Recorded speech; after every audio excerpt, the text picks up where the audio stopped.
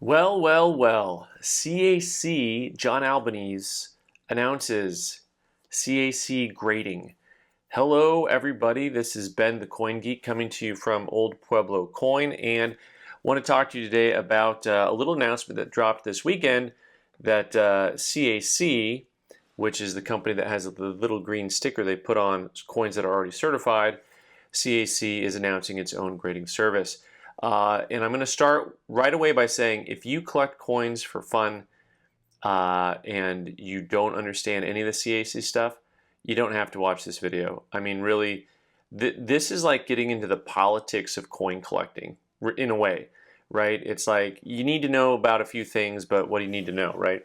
So if you collect foreign coins, I don't think this applies to you. Not that I can tell, because from what I can tell, CAC is not going to be grading foreign coins, at least not to start with. It sounds like. So this is a very niche conversation, but a ton of you out there really want to talk about this. So we're going to talk about it. So the announcement came down from the mountain on a couple of tablets that CAC is making its own grading company, and I just want to say, first of all, it was interesting to hear everyone's reactions right away about stuff. And I don't think I've seen anything hit the coin market like this, with so many people getting so excited about it in one way or the other. Love it or hate it, right? And it's good. It's good to have something to talk about. So one of the things that I found interesting about the announcement is that they've got over 100 strategic partners, both, it sounds like dealers, and I don't know who all. There's probably been talks behind the scenes with the ANA and with possibly leaders at the other grading companies. Who knows? And undoubtedly, a lot of auction companies have had conversations with John Albanese about this, and it's really an interesting thing to see. I have no doubt that some of the dealers that you and I know that are very influential have been involved, speaking with John about what was going to happen next, and we'll see what happens next. It'll be interesting. I don't know, as I said at the beginning, that they're going to be doing foreign coins. Not to start anyway. They don't do modern coins or bullion coins, and they also at this time, it looks like, won't be doing foreign coins. What I'm excited for, with what I think John is able to do with this company, is he'll be able to bring in graders that are very well experienced.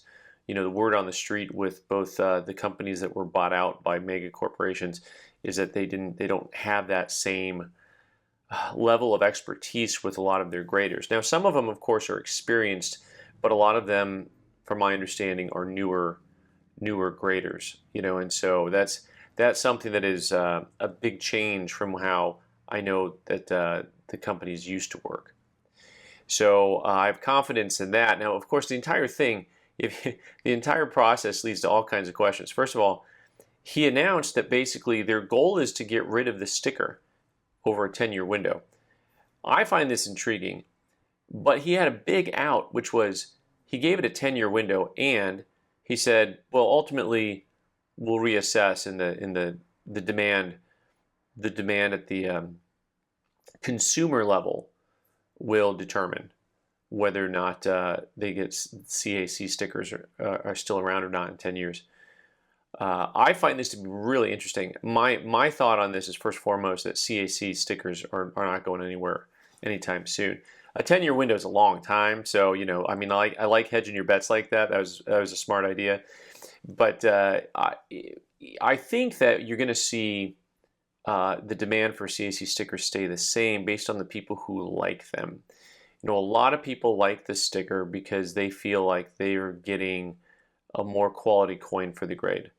That is why people chase the sticker, in theory, But on the other end of it, I had conversations this weekend with people about the differences between why can't Annex get a foothold, how is PCGS considered to be more dominant in the grading market than NGC, how is it that CAC now is moving where they're moving. Well, PCGS, I've always argued, is just a lot better at marketing than the other companies. They're really good at selling themselves as the best of the best. That's kind of, to me it's mostly marketing, right? And so I think that they've done a good job of that. And I think CAC has managed to out PCGS because if the demand for the CAC sticker is as high as it is, and people really respect John Albanese' opinion that much and his grading company's opinions, isn't everyone going to take their coins now and send them to CAC instead of PCGS? Because why bother with PCGS? I mean, why? If CAC is kind of the end-all, be-all, and end-all here, final word on coin grading, then why would you send your coins anywhere else? I mean, there's no reason to, right?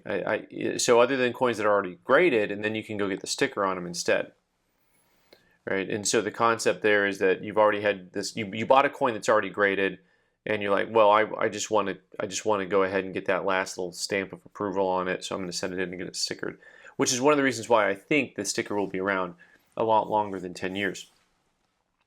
Now they're making their own holders, which I'm kind of a I'm kind of a nerd about some of these things, which is to say, I'm most excited to find out what the holder looks like. Like I really want to tell them, listen, can you make it small like the old Annex soapbox holders? I want to see that, because this is by the way, this is from a bus dollar. It fit in there beautifully. It took up the whole holder. So pretty, right? Such a cool thing. And I would like to see small holders. So, but you're going to tell me that coins that are in the new CAC holder, when they go to get a CAC sticker on them, there's going to be no bias there. That's what you're telling me. And now I'm not questioning anyone's integrity. I'm just talking about human nature here, which is to say, yeah, but my kid's not like the other kids. I know he's not perfect, but my kid wouldn't do that, right? And that's the mentality that everyone has about things, right? You have this bias built in, and so I see the same thing happening here, where coins that are already in a CAC holder are now going to go to a sticker on them, and what's going to happen? Now, there's a strange comment to me in the press release about there being only a 2% variation in grading. I find this to be a really interesting. I want to see the double blind test on this, right? Like I need some guy who's really good in doing like medical testing, where you do like the double blind tests and all this stuff, and I want to see the white paper, right? I want to see all the analyticals on that. Show me how that works. Only a 2% difference in opinion. I find this to be really a fascinating thing. But that's what he said in his press release. So he and his graders have a 2% difference in opinion on grades. And I just don't think that's humanly possible, to be frank. I know tons of dealers who have varied opinions on a grade of coin, and 2% isn't a number that I'd use. And especially when you think about the fact that the entire point about CAC is that they're taking coins in a grade set like MS65, and they're putting it into an A, B, and a C, which is an admission, and we all agree, I think we all agree on this already, that not all 65s look the same. They're not all created equal. Some may have a technically better eye appeal to them. Some may have contact marks in a different location, so they're not as, distracting. Lots of these things, right? So you're going to tell me that you can look at 100 coins and agree on 98% of them? I happen to think that A, B, and C thing happens to be when you or I look at a coin, or I show another dealer a coin, coins in the A and the C level oftentimes get shifted one way or the other, right? So maybe someone calls that a low 65, so maybe they're actually, the more conservative guy is going to call that a 64. And same thing with a 65, that's the A level. There's going to be a lot of guys who are going to push that up to the 66 level, right? I mean, this is what we're kind of theorizing here. So I just tend to think that if you show 100 dealers who are all very well versed in coins, and we're going to keep it simple, just keep it simple, Morgan dollars, right? Everybody looks at Morgan dollars if you're a US dealer. What percentage of them would agree on grades? If you had just a nice common date dollar out there, I don't know. I don't put it at 98%. I put it at 75% maybe, right? I mean, I just don't think you can get to the 2%. It was really one of those things that they put out in their announcement that was like a head scratcher for me. Of course, they're really, really doubling down on the registry set concept, which is one of the things that is, once again, when I said at the beginning, you want to have fun collecting, don't look at this video. But there are some of you who you love the registry sets. You find that to be the fun part about it, and I get that. I get that. I'm of a different mindset, because I like coins for the coins, and I don't like it for the registry set. But I understand why you like registry sets. I'm not putting you all down if you like the registry set, but it'll be really interesting because now you have another tier. And so for anyone who wants this to simplify life, it's not going to simplify anything, because now you're going to have another grading service for your registry sets to think about whose registry set matters the most to you. And registry sets are interesting to me because they assign points to certain things. And so in a video I had recently where I was showing off some 1951 proof quarters, to me the proof 69 star should be the most expensive coin. And yet it's the proof 68 ultra cameo, because they value ultra cameo so high. That's the most expensive coin, right? And so it's interesting because of, in my opinion, because of registry sets, some of this occurs. So the other thing is that just one last comment, one last thought. This is a market disruption. The CAC, it took them, I think, 10 years before they actually started to disrupt the market, because they started in 2007, and it was probably 5 years ago that you really started to notice CAC making a difference. And within the last 3 years, the demand really increased. Then COVID hit, it fast-forwarded everything, I think, when the collector market kind of bounced up.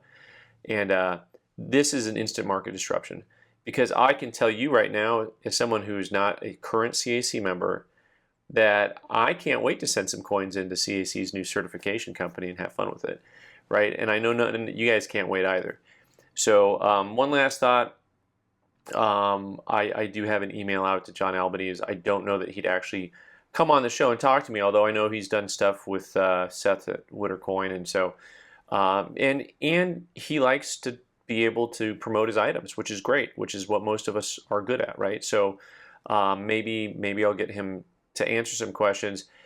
So anyway, you can put your opinions down below in the comment box, but I'd really like you to say, if you've got a question for John, what would the question be? Like, what are your questions about this? All right, guys, thanks so much for watching. I'm Ben the Coin Geek. You can subscribe by clicking on the owl button in the corner and watch more videos on the right side of the screen. Thanks.